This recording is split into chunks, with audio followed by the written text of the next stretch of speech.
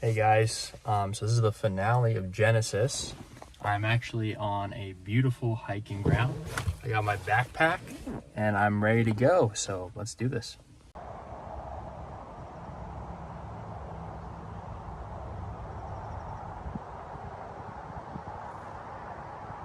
I mean, this is just absolutely beautiful. Like something straight out of Lord of the Rings. What an amazing day God has given me to finish these last 2 chapters of Genesis. Phenomenal. Look at the sun, and the trees and the grass. It's beautiful. The classic choice, right or left. How reminiscent of that incredible Robert Frost poem, The Road Less Traveled. I actually don't remember which is the good path, but I'm gonna assume it's the right. I think the left, no. I think the left was actually the adventurous path. So in the spirit of poetry, let's go down the left. And if I'm mistaken, then I'm a fool, but I guess I'm going down the safe path because I'd be wrong. And the other path in the poem is one of security, safety, less risk. And wow, look at this view. This is insane. Maybe this is even a good spot to read, to be honest. I could totally prop my phone up on this larger tree branch and use this one as a seat. I think I'm going to do that actually.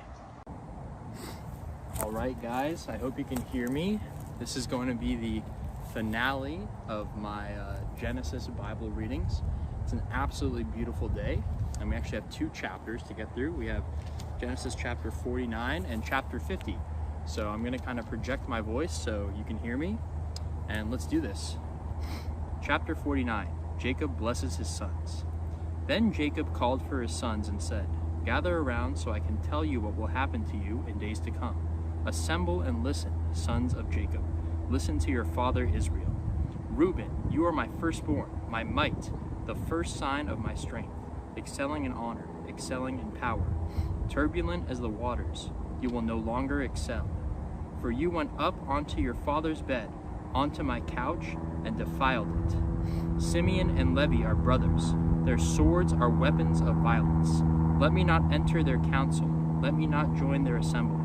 For they have killed men in their anger, and hamstrung oxen as they pleased.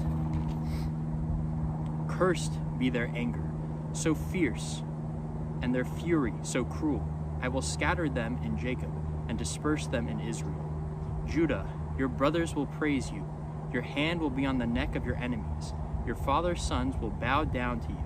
You are a lion's cub, Judah. You return from the prey, my son. Like a lion he crouches and lies down, like a lioness who dares to rouse him. The scepter will not depart from Judah, nor the ruler's staff from between his feet, until he to whom it belongs shall come, and the obedience of the nation shall be his. He will tether his donkey to a vine, his colt to the choicest branch. He will wash his garments in wine, his robes in the blood of grapes. His eyes will be darker than wine, his teeth whiter than milk. Zebulun will live by the seashore and become a haven for ships. His border will extend towards Sidon. Issachar is a raw-boned donkey, lying down among the sheep pens. When he sees how good is his resting place, how pleasant is his land, he will bend his shoulder to the burden and submit to forced labor. Dan will provide justice for his people as one of the tribes of Israel. Dan will be a snake by the roadside, a viper along the path, that bites the horse's heels so that its rider tumbles backward. I look for your deliverance, Lord. Gad will be attacked by a band of raiders, but he will attack them at their heels. Asher's food will be rich. He will provide delicacies fit for a king. Naphtali is a doe set free that bears beautiful fawns. Joseph is a fruitful vine near a spring, whose branches climb over a wall. With bitterness archers attacked him. They shot at him with hostility, but his bow remained steady. His strong arm stayed limber, because of the hand of the mighty one of Jacob, because of the shepherd, the rock of Israel, because of your father's God who helps you, because of the Almighty who blesses you, with blessings of the skies above, blessings of the deep springs below, blessings of the breast and womb, Your father's blessings are greater than the blessings of the ancient mountains, than the bounty of the age-old hills. Let all these rest on the head of Joseph, on the brow of the prince among his brothers. Benjamin is a ravenous wolf. In the morning he devours the prey. In the evening he divides the plunder. All these are the 12 tribes of Israel. And this is what their father said to them when he blessed them, giving each the blessing appropriate to him. The death of Jacob. Then he gave them these instructions. I am about to be gathered to my people. Bury me with my fathers in the cave in the field of Ephron the Hittite, the cave in the field of Machpelah near Mamre in Canaan, which Abraham bought along with the field as a burial place from Ephron the Hittite. There Abraham and his wife Sarah were buried. There Isaac and his wife Rebekah were buried. And there I buried Leah. The field and the cave in it were bought from the Hittites. When Jacob had finished giving instructions to his sons, he drew his feet up into the bed, breathed his last, and was gathered to his people. Genesis chapter 50, the last one. Here we go. Joseph threw himself on his father and wept over him and kissed him. Then Joseph directed the physicians in his service to embalm his father Israel. So the physicians embalmed him, taking a full 40 days, for that was the time required for embalming. And the Egyptians mourned for him 70 days. When the days of mourning had passed, Joseph said to Pharaoh's court, If I have found favor in your eyes, speak to Pharaoh for me. Tell him, my father made me swear an oath and said, I am about to die. Bury me in the tomb I dug for myself in the land of Canaan. Now let me go up and bury my father. Then I will return. Pharaoh said, Go up and bury your father, as he made you swear to do. So Joseph went up to bury his father. All Pharaoh's officials accompanied him, the dignitaries of his court, and all the dignitaries of Egypt, besides all the members of Joseph's household, and his brothers and those belonging to his father's household. Only their children and their flocks and herds were left in Goshen. Chariots and horsemen also went up with him. It was a very large company. When they reached the threshing floor of Atad, near the Jordan, they lamented loudly and bitterly, and there Joseph observed a 7-day period of mourning for his father. When the Canaanites who lived there saw the mourning at the threshing floor of Atad, they said, The Egyptians are holding a solemn ceremony of mourning. That is why that place near the Jordan is called Abel Misraim. So Jacob's sons did as he commanded them. They carried him to the land of Canaan and buried him in the cave in the field of Machpelah near Mamre, which Abraham had bought along with the field as a burial place from Ephron the Hittite.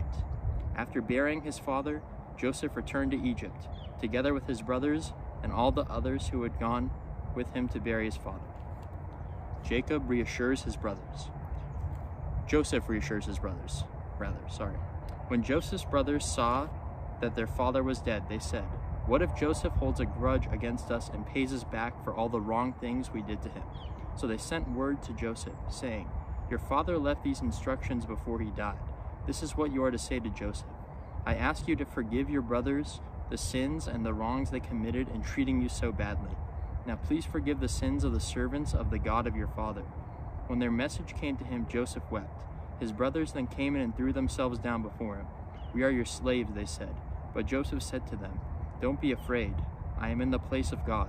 You intended to harm me, but God intended it for good, to accomplish what is now being done, the saving of many lives. So then, don't be afraid. I will provide for you and your children. And he reassured them and spoke kindly to them. The death of Joseph. Joseph stayed in Egypt, along with all his father's family. He lived 110 years, and he saw the third generation of Ephraim's children, and the children of Machir, son of Manasseh, were placed at birth on Joseph's knees.